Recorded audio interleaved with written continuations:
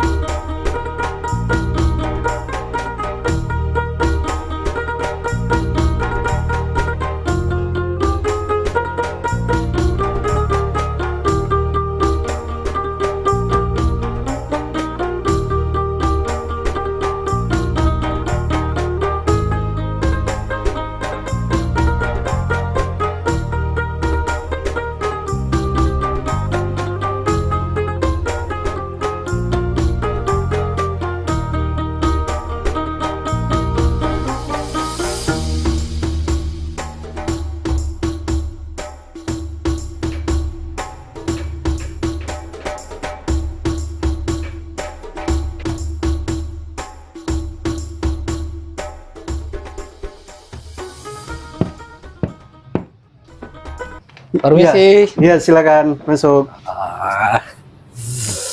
Silakan duduk. Masjid ya. Iya. Gimana? Masjid, saya kan dapat ini ya, informasi ini tentang hipnoterapi ya. Iya, benar. Hipnoterapi Fischer-Einstein.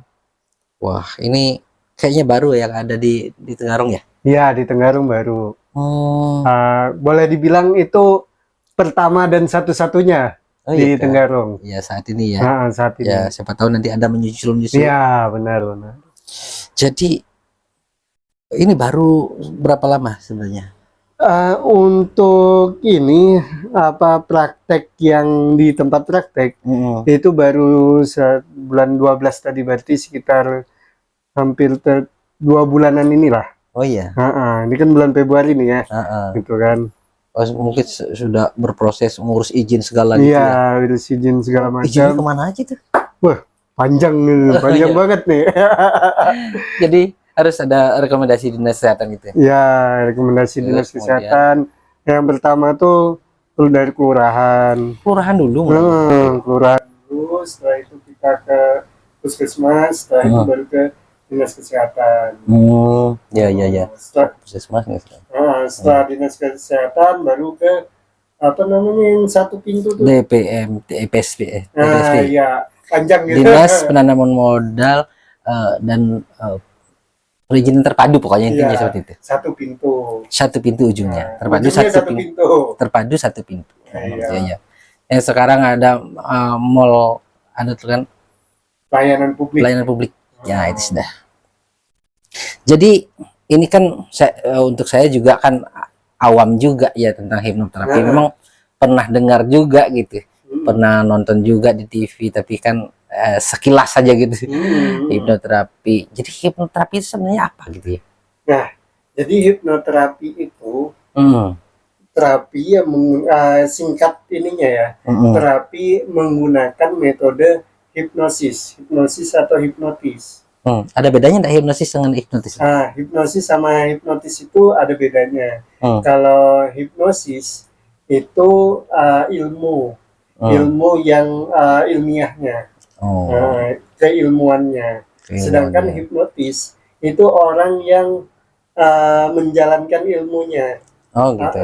atau praktisinya. Nggak praktisinya Mm-mm. hipnotis. Gitu. Oh. Nah, cuman kan kebanyakan orang bilang, oh aku lagi dihipnotis nih, Nah, ini nih padahal segala macam. sebenarnya hipnotis itu yang melaksanakan kan, Iya, yang melaksanakan ilmu itu gitu kan, namanya benar. hipnotis. Nah, Oh, terus gitu. untuk di dalam dunia kesehatan Mm-mm. itu ada terapinya, hipnoterapi. Hipnoterapi. Heeh. Itu kayaknya lagi dikembangkan ya sekarang. Iya. Banyak yang mulai mengembangkan Banyak dan yang belajar ya. ya ya Dikembangkan. ya. Sejauh ini mulai ada ya yang mengenal ini ya. Ya, sejauh ini sudah mulai banyak yang tanya-tanya, Nah, gitu. apa sih itu hipnoterapi gitu kan? Mm-mm. Cara penanganannya seperti apa, Mm. itu segala Gitu. macam. Terus ada juga beberapa yang klien yang datang ke sini Mm-mm. konsultasi terapi Oh, juga sudah ada ya. Oh, gitu. Terus kalau lihat dari brosur ini kan, satu nama lah. Iya. Ini bisa mengatasi masalah fobia, trauma dan kecemasan berlebih, motivasi dan kinerja. Oh, bisa ya. Gangguan tidur, masalah pelajar dan remaja, berat badan, ukuran tubuh dan pola makan, kecanduan dan kebiasaan buruk. Oh iya, iya. Mengelola stres atau stres manajemen, pernikahan dan seksualitas, penyakit psikomatis dan lain-lain. Iya. Wah, ini banyak ini yang bisa dilakukan ditangani di sini ya. Mudah-mudahan ini bisa membantu masyarakat yang ada di Tenggarong ya. Iya. Jadi ini di jalan apa nih, Bro? Ini di Jalan Gunung Semeru. Gunung Semeru ya? Jadi orang tuh tahunya itu Gang Lumpur dulu. Gang Lumpur. Gang Lumpur. Dari ujung sana sampai ujung ke dalam. Itu Gang Lumpur. Dulu Gang Lumpur berarti kecil dulu jalan ini. Ya, kecil. Sekarang jadi jalan. Sekitar tahun 80-an kecil. Sekarang jadi Jalan Semeru. Ya, ya. Tahun 80-an. Terus tahun 90-an itu dikasih batu koral, rusak lagi, berlumpur lagi. Setelah itu baru di aspal kalau nggak salah di tahun 97-an. Tapi tadi saya enak aja sih nyarinya pakai map sih. Dari apa tuh? Jalan Kartini kan?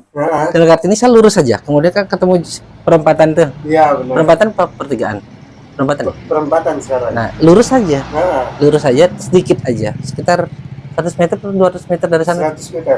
100 meter dari sana. 100 meter. Nah, ketemu di tempat ini. Jadi aksesnya mudah sebenarnya. Iya, benar. Ya.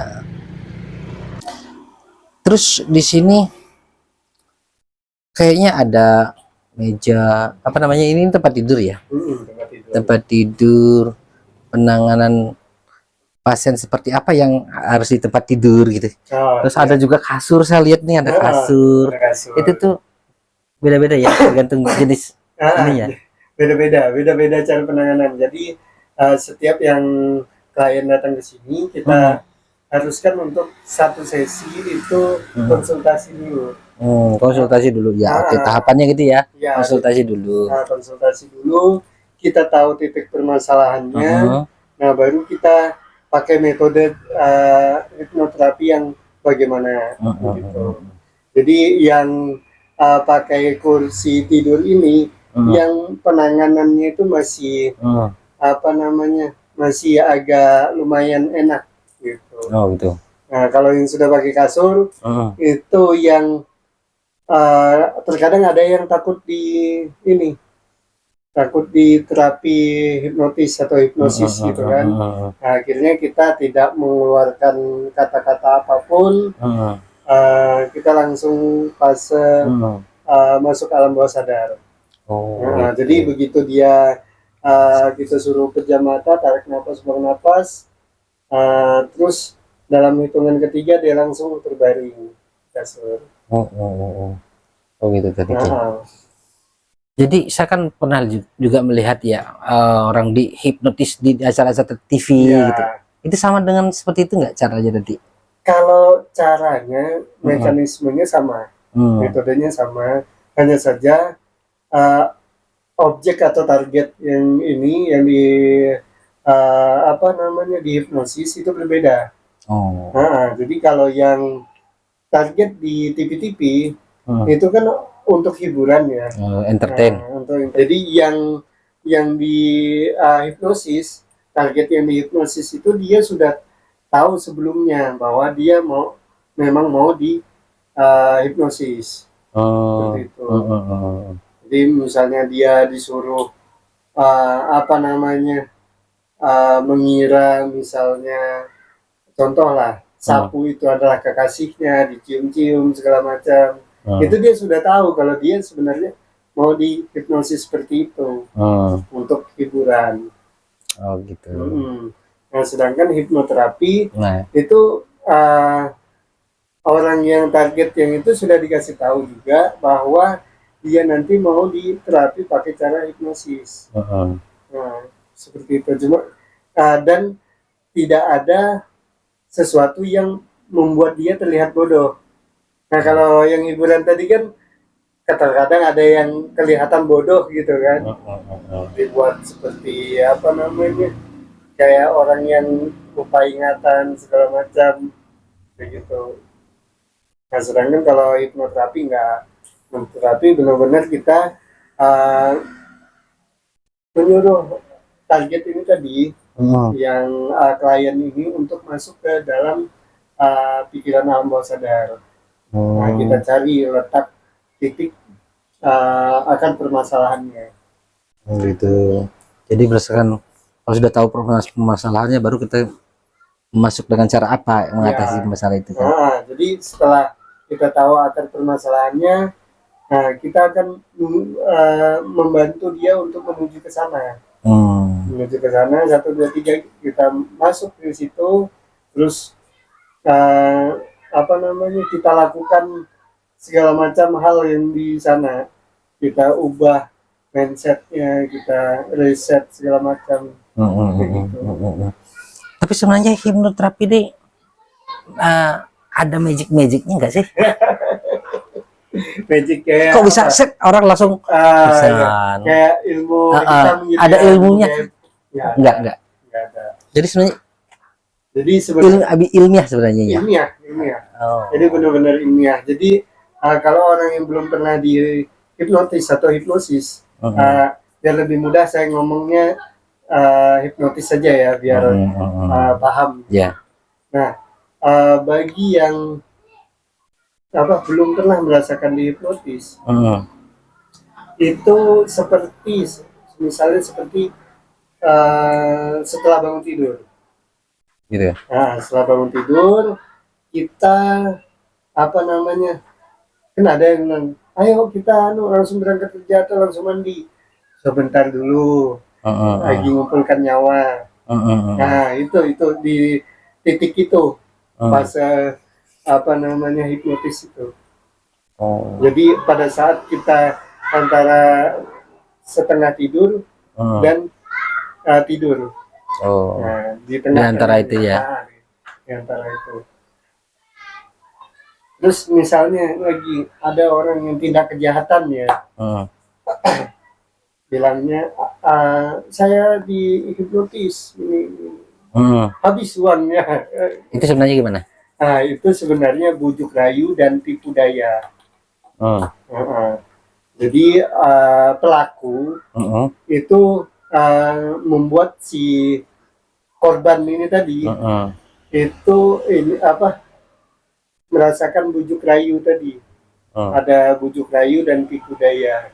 Jadi misalnya yang korban tadi dia itu mau mau kaya mendadak lah, atau banyak duit. Nah, yang pelakunya ini bilang, oh tenang aja, serahkan aja semua barang-barang kamu, nanti saya lipat gandakan. Gitu. Jadi serahkan semua barang. Setelah pelaku ini pergi, dia baru sadar, oh ya kenapa aku mesti sadar. Begitu. Padahal itu jadi karena dia merasa kalau dia bilang itu saya dibujuk rayu oleh orang lain, kan malu. Oh, jadi dibilang saya kena hipnotis. Ya, jadi nggak terlalu bodoh kesannya gitu ya. Itu. Tapi ada juga sih, kayak ada teman saya sih pernah punya pengalaman, katanya ditepok, langsung dia nggak ingat lagi, terus apa yang dia punya diserahkan semua, dompetnya kasihkan, uang yang ada dompet, terus HP, katanya seperti itu. Nah, itu gendam. Gendam. Gendam. Jadi agak menyimpang dikit ya, biar ada biar ada bedanya antara hipnotis dan hipnoterapi. Jadi gendam itu bisa dijelaskan ilmiah juga, cuman apa namanya, kalau gendam sama hipnotis agak berbeda gitu. Kalau hipnotis beda. Tapi orang nyebutnya hipnotis saja. Iya, karena orang bedanya tipis. Kayak setipis tisu lah. Oh iya. Gitu. Baru tahu saya. Gendam. Nah, gendam gitu ditepuk. Nah, orang yang ditepuk sendiri itu orang yang lagi patah semangat, nggak mikir apa-apa, terus apa namanya, banyak masalah. Oh iya. Suka ngelamun gitu ya. Ngelamun. Jadi begitu dia ditepuk, langsung kayak ini apa namanya, langsung orang yang gendam tadi langsung bilang gini, langsung sadar dia, gerakan, langsung secara apa ya, otomatis lah gitu. Nah, dia nyerahkan. Gitu. Tapi kan bisa cukup agak lama dia baru sadar gitu. Iya, cukup agak lama. Saya tidak pernah ngalami atau pernah melihat langsung sih kejadian seperti itu sih gitu kan.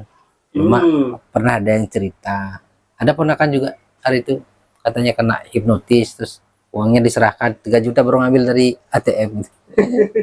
Silakan sampai di rumah, sampai di kos, katanya dia tidur, habis bangun tidur baru inget loh, kok saya ngasih uang itu tadi uang orang lagi gitu kan, baru ngambil ATM. Tapi jadi ya kemungkinan gitu ya. Kemungkinan pada saat dia yang lagi di jalan atau ditepuk tadi itu, dia lagi otaknya lagi mengurai masalah atau gimana gitu kan. Jadi begitu ditepuk, gitu, yang mengendalikan itu bukan dia gitu. Gitu. Itu gendam. Nah, kembali ke hipnoterapi sekarang. Jadi kan sudah ada bayangan. Jadi sekarang saya ke sini belum, bukan untuk berobat lah, hanya mencari informasi aja. Mencari informasi. Ya, siapa tahu ada tetangga, misalnya atau keluarga perlu informasi ini. Saya kan penasaran gitu loh. Orangnya kalau mau tahu tuh harus saya datangin gitu. Bener. Ya kan gitu kan, biar jelas gitu loh. Iya. Memang sudah seperti saya bilang tadi, pernah mendengar hipnoterapi. Tapi di Tenggarong kan belum ada, jadi saya ingin melihat langsung terapisnya seperti apa, terus tempatnya seperti apa gitu, metodenya seperti apa. Itu tuh rasanya ingin lihat langsung gitu. Belum ada klien yang ini. Kalau ada klien, kemungkinan atas izin klien itu sendiri bisa di-shoot gitu kan. Oh iya, tapi ya harus izin tuh. Permasalahan antar lainnya yang bisa diatasi kan depresi ya, bisa ya, depresi. Nah, itu tekniknya gimana kalau depresi itu? Mengatasinya tuh. Kalau depresi itu kan kita lihat dulu depresinya nih tingkat kemana dulu gitu kan. Tapi kalau depresi masuk di sini di item mana nih? Fobia, trauma, kecemasan, masuk di sini kah? Depresi ya masuk juga ya. Beberapa item itu sebenarnya masuk semua. Oh gitu. Depresi. Atau kadang psikomatis ini. Ada masuk ke gangguan tidur. Terus juga ada yang masuk ke kecemasan berlebih. Terus ke berat badan ada juga. Ada yang dia depresi tapi makannya lancar terus. Sehingga ya kan, karena stres kan bisa malah makannya jadi banyak. Bentar-bentar pengen ngemil, bentar pengen makanan yang manis-manis gitu kan. Bentar buka kulkas, ada apa sih? Karena stres itu kan. Benar. Jadi yang betul tuh kendalikan stres dan olahraga. Ya, penyakit psikomatis nih macam-macam. Jadi penyakit psikomatis ini penyakit yang ada muatan emosi. Diperiksa ke medis itu nggak kelihatan. Bilangnya kamu cuma sakit ini, tapi sakitnya kok bertahun-tahun.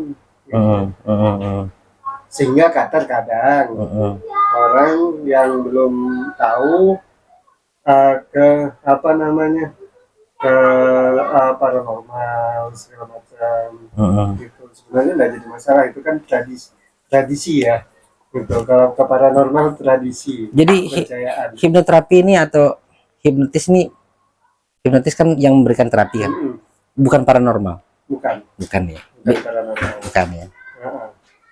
Makanya kita kalau paranormal itu ciri khas paranormal itu tidak bisa memberikan nilai biaya.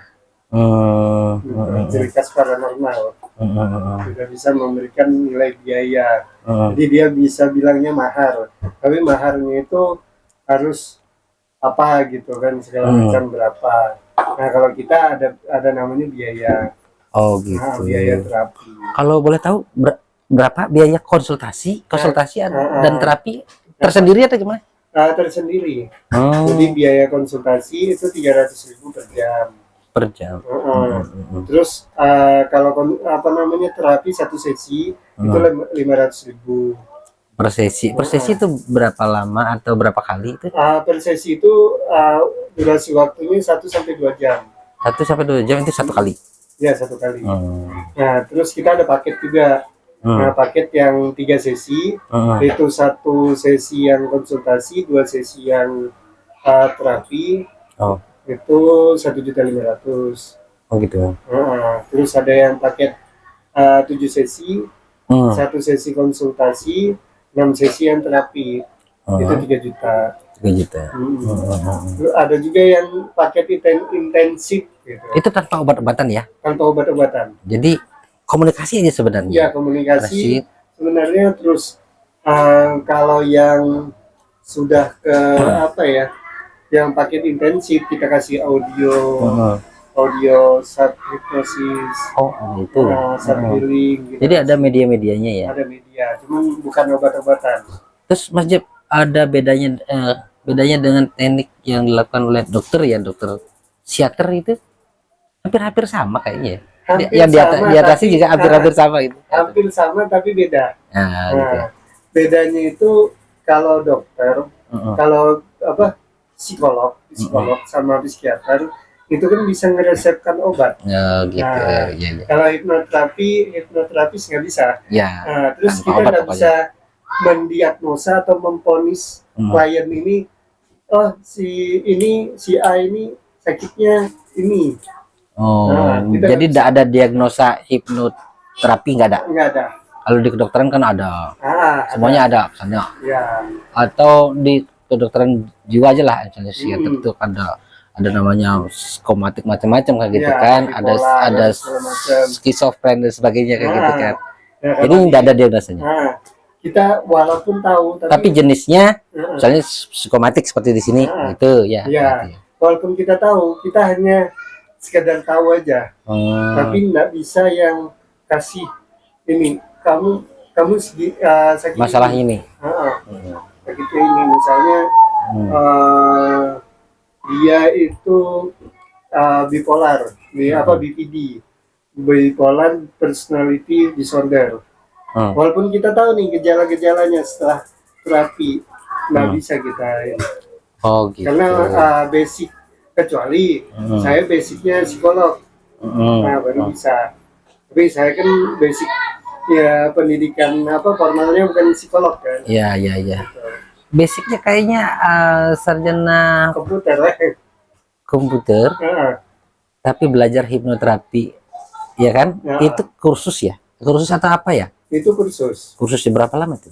Itu kursus kalau belajar otodidak, kalau saya sendiri itu dari 2014. Lumayan lama juga ya. Mulai aktif berkecimpung ini di 2021. Gitu. 2021 baru kursusnya? Kursusnya ini di 2022. 2022. Baru kursus 2022. Tapi oke. Gitu.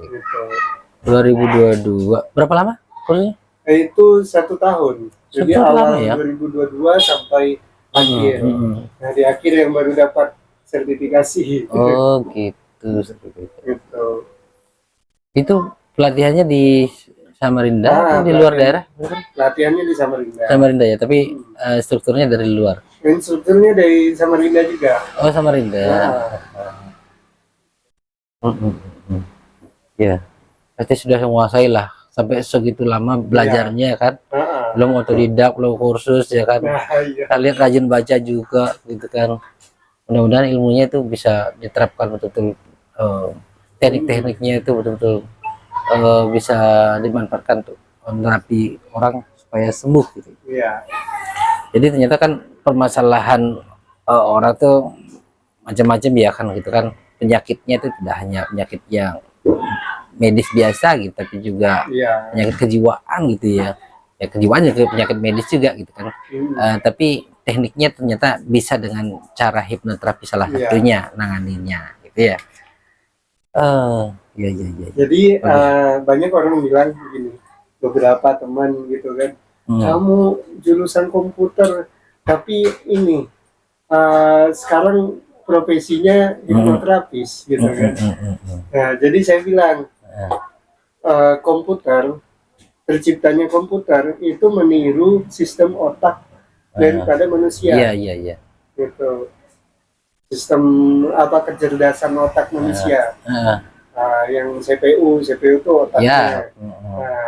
Jadi ketika kita mereset komputer kan bisa direset tuh ketika berat. Nah sama kayak otak manusia bisa direset juga. Ketika dia berat, ketika dia banyak virus, banyak ibarat kata tuh sampah-sampahnya lah, itu kita harus buang. Sampah itu kalau di dunia kesehatan anggaplah namanya penyakit lah gitu kan.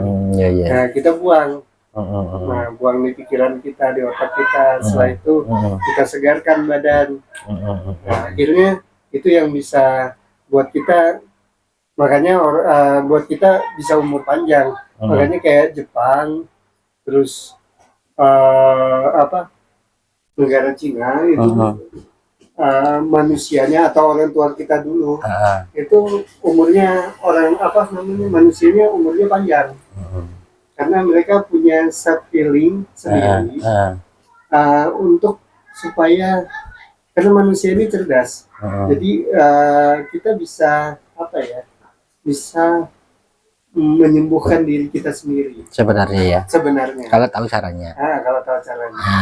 Nah jadi tujuannya hipnoterapi atau hipnoterapis ini itu adalah memandu manusia, memandu klien untuk bisa menyembuhkan dirinya sendiri. Oh, sebenarnya memandu ya? Memandu.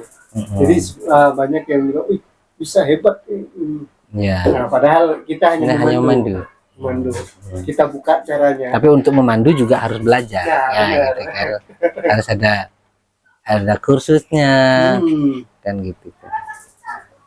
Iya. Sekarang ini perkembangan ya di Tenggarong sudah ada satu cara pengobatan alternatif yang ada di Tenggarong ini, ya ini apa namanya nih kliniknya, Reinstein Care Hypnotherapy. Mudah-mudahan nanti kedepannya bisa berkembang menjadi yayasan Reinstein Care. Gitu. Mudah-mudahan. Karena terlalu banyak yang saya temui, terlalu banyak orang yang itu kesehatan mentalnya itu agak-agak terganggu walaupun mereka tidak sadar. Gitu. Yang mereka ketahui adalah kalau orang sudah kesehatan mentalnya terganggu yang ini itu gila. Itu aja yang mereka tahu. Tapi sebelum menjadi gila itu ada tahapnya. Ya sebenarnya karena stres kan. Stres, kemudian dia punya mekanisme coping yang tidak bagus mengatasi stres itu kan. Terjadi itu kan gitu kan. Saya pernah baca juga stresor itu yang menyebabkan dia stres gitu loh. Nah, Tapi kemudian di tengah-tengahnya kan ada mekanisme coping gitu kan. Di antara itu kalau dia mengatasinya bagus, bisa walaupun ada masalah tapi dia mengatasi dengan slow, nah Iya. jadi tidak stres. benar. Saya kira gitu ya. Iya, benar. Tapi kan kemudian ada yang pokoknya cepat panik gitu loh, ada masalah kemudian dia panik, stres gitu kan. Nah itu dia bikin dia Iya, jadi stres gitu jadi ya. stres, terus kelama-lamaan stres jadi stroke. Itu ada Bisa tuh. mengarahnya bisa kemana-mana tuh. Mengarahnya Bisa kemana-mana, bisa tekanan darah naik, Iya. bisa gula darah naik, bisa kolesterol. asam lambung yang jelas, asam Iya. lambung bisa naik. Gitu. Jadi kuncinya sebenarnya manajemen stres ya. Nah, Manajemen stres. Ya. Setiap orang kan punya permasalahan masing-masing. Ya, tergantung bagaimana kita menyikapi, mengatasi sendiri gitu kan. Ya pendekatan kita harus selalu berusaha dekat sama Tuhan gitu kan. Kemudian berusaha selalu rileks kan gitu kan. Rileks, hiburan juga penting ya gitu kan. Kemudian menurut saya juga jadi orang jangan terlalu serius-serius amat gitu ya. Harus ada humor-humornya dikit gitu ya. Kalau nggak stres kita. Apalagi zaman sekarang ini kan kadang-kadang pekerjaan susah, persaingan tinggi gitu kan, macam-macam lah kan gitu kan, kebutuhan tinggi gitu, kebutuhan tinggi, apalagi laki-laki ya, laki-laki misalnya ini ada keluarga yang harus ditanggung gitu ya, ada anak, ada istri, kemudian kalau kita nggak apa namanya mentalnya nggak bagus ini kan gitu kan, begitu misalnya ada permasalahan dengan pekerjaan kita jadi stres gitu kan. Nah itu yang perlu kayaknya kita singkapi dengan baik gitu ya. Nah jadi adanya hipnoterapi ini mudah-mudahan ya bisa membantu masyarakat Tenggarong ini untuk mengatasi permasalahan-permasalahan seperti itu gitu. Tapi sejauh ini apa aja yang bisa ditangani, yang sudah rasanya kok sangat menangani ini berhasil gitu ya? Ada beberapa hal unik ya. Setiap kita menangani klien hipnoterapi itu kita merasa ada hal unik terjadi. Jadi yang beberapa kali itu masalah seksualitas. Nah, itu terus ada ya konsultasi itu kan agak tabu dikit tabu, ya? Bagi sebagian kecil, sebagian besar orang. Kalau yang sudah paham betul apa namanya, itu bukan tabu sih, bisa ditanyakan, bisa dikonsultasikan gitu kan. Terus masalah percintaan, setelah itu masalah ini dendam masa lalu. Oh iya, dendam masa lalu. Dia nggak ngerti kalau dia lagi dendam. Cuman yang dia rasakan adalah apa ya? Setiap ketemu teman satu kantor itu berasa. Maksudnya orang yang dia benci? Enggak. Setiap ketemu orang yang berhubungan sama dia, maksudnya yang apa berkomunikasi atau segala macam itu sama dia, itu kayaknya kesal aja gitu. Kalau sudah sekali kalau bilang orang kota gotek ya, disenggol lah. Kalau Indonesia disenggol. Sekali disenggol gitu, langsung marahnya kemana-mana. Nah, sekali di terapi, sekali dia konsul, dia nggak ngaku ada sesuatu. Setelah di hipnoterapi ternyata dia ada masalah sama keluarganya. Setelah dikaji-kaji ya, akar permasalahannya ternyata itu gitu ya. Ternyata itu. Nah akhirnya setelah itu udah di apa namanya selesai di hipnoterapi, dia bilang kok bisa ya reaksiku seperti ini. Dia sendiri merasakan ada perubahan. Merasakan perubahannya. Nah itu saya tanyakan apa hikmahnya yang kita pelajari hari ini. Bilang ternyata menyimpan dendam terlalu lama nggak bagus juga. Iya. Jadi setiap yang kita terapi itu selalu kita tanyakan apa yang bisa dia pelajari. Oh gitu. Jadi kayak evaluasi juga gitu ya. Iya, evaluasi juga.